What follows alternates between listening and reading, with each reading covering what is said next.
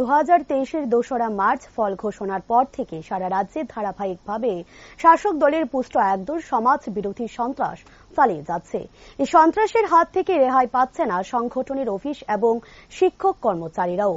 শিক্ষক কর্মচারীদের দৈহিকভাবে আক্রান্ত হয়েছে, বাড়িঘর ভাঙচুর ও লুটপাট করা হয়েছে বলেও অভিযোগ করেন সংগঠনের সাধারণ সম্পাদক স্বপন বল। প্রশাসনের সর্বত্র উপযুক্ত ব্যবস্থা গ্রহণ করছে না, ফলে রাজ্যের প্রায় বেশিরভাগ অংশ জুড়ে বিরাজ করছে এক জঙ্গলের রাজত্ব। মঙ্গলবার ত্রিপুরা সরকারি কর্মচারী সমন্বয় কমিটির কার্যালয়ে এক সাংবাদিক সম্মেলনে এমনই অভিযোগ করেন সমন্বয় কমিটির সাধারণ সম্পাদক স্বপন বল। মহুয়া রায় বকেয়া 22% দিয়ে মিটিয়ে দেওয়া দাবি জানান নেতৃত্ব। 2018 সালে বিধানসভা নির্বাচনে রাজ্যের শিক্ষক কর্মচারীরা একটা বড় অংশ অনেক আশা নিয়ে সরকার পরিবর্তনের ভূমিকা নিয়েছিল, কিন্তু বিগত 5 বছরে তারা ভীষণভাবে হতাশ হয়েছেন। আগামী 11 জুন আগরতলায় 8 দফা দাবি নিয়ে যৌথ কনভেনশন করা হবে বলেও জানান সমন্বয় কমিটির নেতৃত্ব। প্রতিটি ঘটনার তীব্র নিন্দা ও ধিক্কার জানাচ্ছে ত্রিপুরা কর্মচারী সমন্বয় কমিটি। আপনারা জানেন যে আমাদের রাজ্যে গত ফেব্রুয়ারি মাসে বিধানসভা নির্বাচন অনুষ্ঠিত হয়েছে এবং গত 2রা মার্চ তার ফল প্রকাশ হয়েছে। একটা নির্বাচন আসলে জয় পরাজয় আছে, কেউ জিতবে কেউ হারবে, এবং নির্বাচন পরবর্তী সময়ের 2 তারিখের আগ পর্যন্ত আমরা দেখেছি নির্বাচন কমিশন এবং প্রশাসনের উদ্যোগে সেখানে অনেক শান্তি মিটিং করা হয়েছে।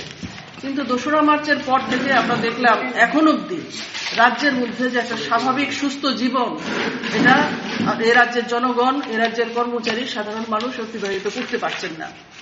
আমরা বিশেষ করে ত্রিপুরা কর্মচারী সমন্বয় কমিটি, আমাদের ক্ষেত্রেও আমরা দেখছি আমাদের যারা শিক্ষক কর্মচারী বন্ধুরা রয়েছেন তারা অফিসে যেতে পারছেন না, স্কুলে যেতে পারছেন না, তাদের উপর বিভিন্ন ধরনের চাঁদার জুলুম, আমাদের বিভিন্ন অফিসগুলো সেখানে পুড়িয়ে দেওয়া হয়েছে।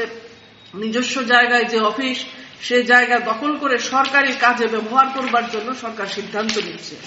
এই সামগ্রিকভাবে আমাদের বহু কর্মী সেখানে আক্রান্ত, তাদের ব্যক্তিগতভাবে বাড়ি ঘর দুয়ার ভাঙচুর করা হয়েছে, লক্ষ লক্ষ টাকা সেখানে তাদেরকে উপর চাঁদা ধার্য করা হচ্ছে। তাদের যে দোকান পাট, তারপরে রাবার বাগান, সম্পত্তি, পুকুরের মাছ, বাড়ির কৃষি, সেগুলো নষ্ট করা হচ্ছে। এই সমস্ত বিষয় নিয়ে আমরা আগামী দিনে আমাদের রাজ্য প্রশাসনের দৃষ্টিতে নেব।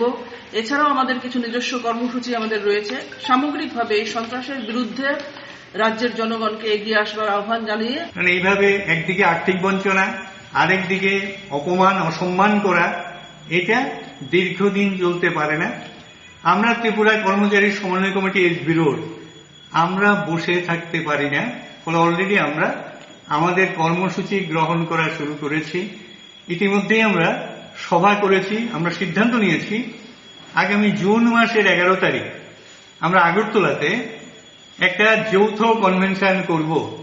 এখানে ত্রিপুরা কর্মচারী সমন্বয় কমিটি এসবিরোড ছাড়াও ত্রিপুরা কর্মচারী সমন্বয় কমিটি মহিম সরণি, তারপরে bank employees federation Tripura, BSNL, তারপর বিমা কর্মচারী সমিতি, এরপরে টাসেক, অর্থাৎ এই ধরনের যে সংগঠনগুলি আছে এবং অন্যান্য কেন্দ্রীয় সংগঠন, তাদের প্রতি আমরা আহ্বান রাখব। এবং আজকে এই সাংবাদিক সম্মেলনের মধ্যে ত্রিপুরা রাজ্যে অন্যান্য যে সমস্ত কর্মচারী সংগঠন আছে তাদের কাছে আমরা আবেদন রাখব যে সর্বভারতীয় 8 দফা গুরুত্বপূর্ণ দাবি নিয়ে আমরা যে কনভেনশনের আহ্বান করেছি, এই কনভেনশনে অংশগ্রহণ করে